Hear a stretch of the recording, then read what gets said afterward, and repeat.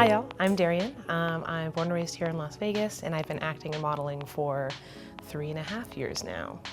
Discover the industry. I think I've technically been around it my entire life. My older sister is an actress, so she went to performing arts high school. The minute I saw her acting, singing, dancing, I was like, oh, that's an option, like I can do that. So that's how I learned about the industry. But then I officially got with TNG in 2021 through essentially a private audition.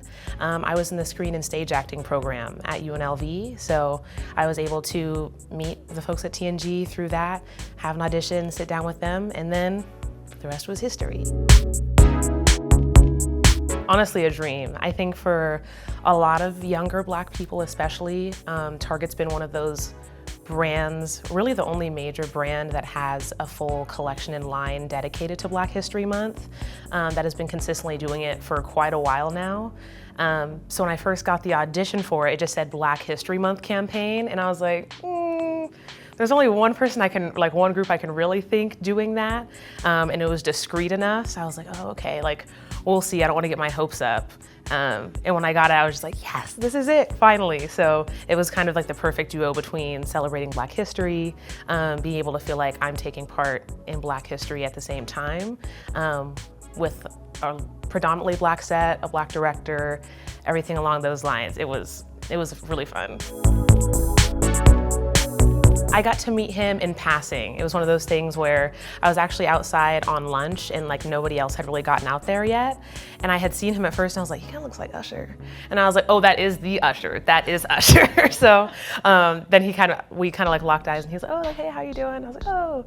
And he's like, yeah, like, are you excited to be working today? And I was like, yeah, definitely. And that was kind of that with him. But I also got to meet Ludacris and Lil Jon too. So that was just like, check after check, like, wow, what a day. Like, we're really doing this. Yes, definitely. And the one person I wish I could have met that was on set that day was Taraji P. Henson. I didn't know she was gonna be on set, and then I heard her voice and I was like, is she in this? Because there's only one voice that sounds like that. And then I saw her come around the corner, I was like, yeah, day made, life made. I was like, we're good. I was like,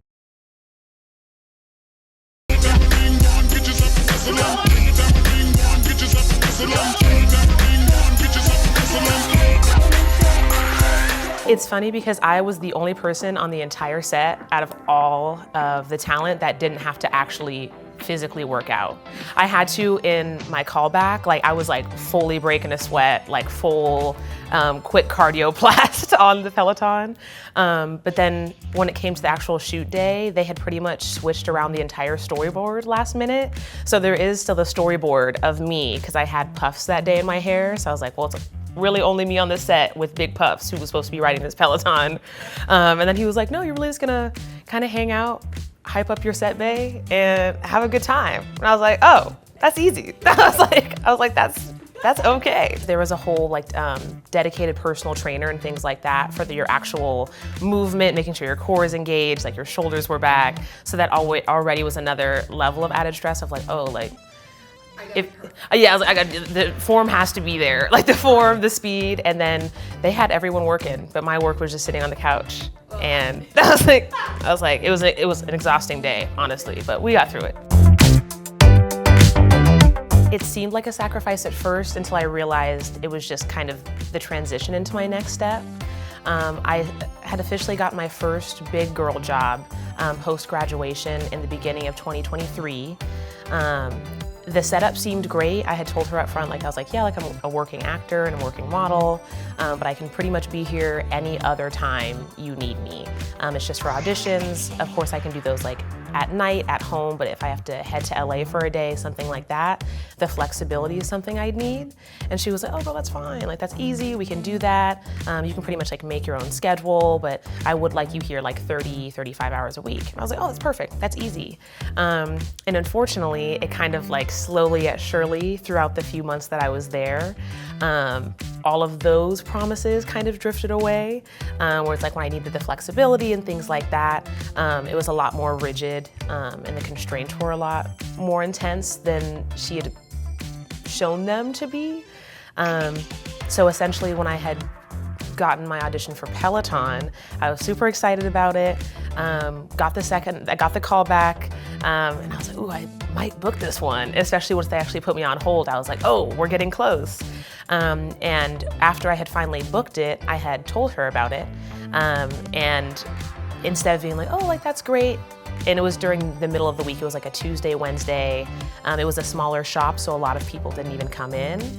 She essentially gave me the ultimatum of like, well, if you don't come in on those days, then like it's termination. And at that point I was like, well, everything is kind of already not working the way I thought it was going to. So I was like, well, I will not be here those days. So I guess this is my final notice. Tomorrow will be my last day, and I'll try to set you up as best as I can with like the clients I was working with and things along those lines. And it wasn't necessarily the best split in terms of a job opportunity, but then I got Peleton and then booked Target right after, and then about a month after that I had booked Apple. So it was just like, okay, like these are kind of, I'm reaping the benefits finally of like the work I've been putting in. And especially the way things had ended, it was like, oh, this is just, that chapter is supposed to close to start leading me into this one. So giving up is, I don't see it necessarily as that at this point, but it felt like that in the beginning until I was like, oh, here we are. This is what we're supposed to be doing. I would say the people. I'm definitely a people person. I love connecting with people, especially on sets, even at auditions, the people that we're able to meet, even that aren't other actors, just in the industry in general. It's just a bunch of people who want to connect with others in whatever medium they choose to. So of course, like with actors, people who like production folks, things like that. And there's just so much to learn from other people that it's hard to not want to wake up, do this, tell these stories that are important where we can connect through each other that way. But then the people that help make all of the magic happen are the people I'm always most excited to meet. I would honestly say the standards of everything when it comes to appearance, when it comes to beauty. Of course, beauty is in the eye of the beholder. It's subjective, but of course we're in an industry that is very superficial in a lot of different ways. So it's one of those things where you have to be really grounded in yourself to feel confident, to feel beautiful. And there's always gonna be so many no's that there's always gonna be a chunk out of your confidence at some point on the journey. So yeah, just kind of trying to remind yourself of your purpose, the things that make you you, what you have to contribute, and the reason that you're there ultimately, because there's gonna be a lot of things that make you feel otherwise, but it all comes down to being a little bit selfish for your self-preservation to feel your best, show up as your best, and ultimately connect with people to do what you love doing. I definitely want to still start getting more into the theatrical side of things, but of course that just comes with a journey, getting the reps in, all that kind of stuff going on. I think for commercial, one of my dream clients would probably be, I definitely love like the beauty campaigns. So maybe like an Ulta, a Sephora, just because I think those are so fun. And when I see them, I'm like, ooh, like I want my skin to be dewy and great and this and that, and like do a little hair flip. So I think those are fun for kind of what goes out, any kind of fun summer campaign. I'm still on the hunt for. And of course, in terms of actors, the list can go on and on. I feel like people I'm really connecting with right now that I've been seeing do really fun work is Sigourney Weaver. I've been seeing a lot of her older stuff right now and seeing like how long she's been in the industry, and her route has been really interesting to see. Of course, like Viola Davis, Michelle Yeoh, Io Adebari, like there's so many people right now, especially young actors, that are making it seem like, okay, this is more tangible now. Like you can slowly get your way into the industry and essentially streamline your own process, just depending on exactly the kind of art you want to make, who you're able to connect with, the people that you can start developing relationships with, and then everything will start happening the way it's supposed to, is the only way I can really, really think of it.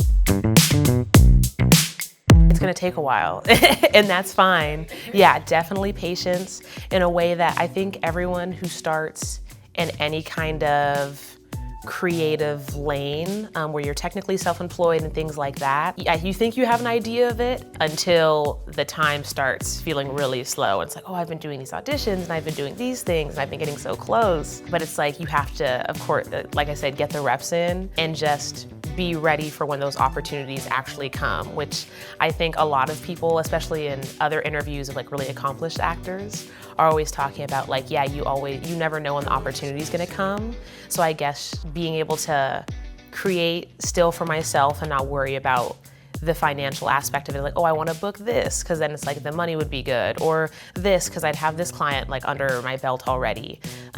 So being able to be patient and then still find the love and joy in your craft without connecting it to the stress of the craft, I think is something I would have loved to hear and actually understood a while back.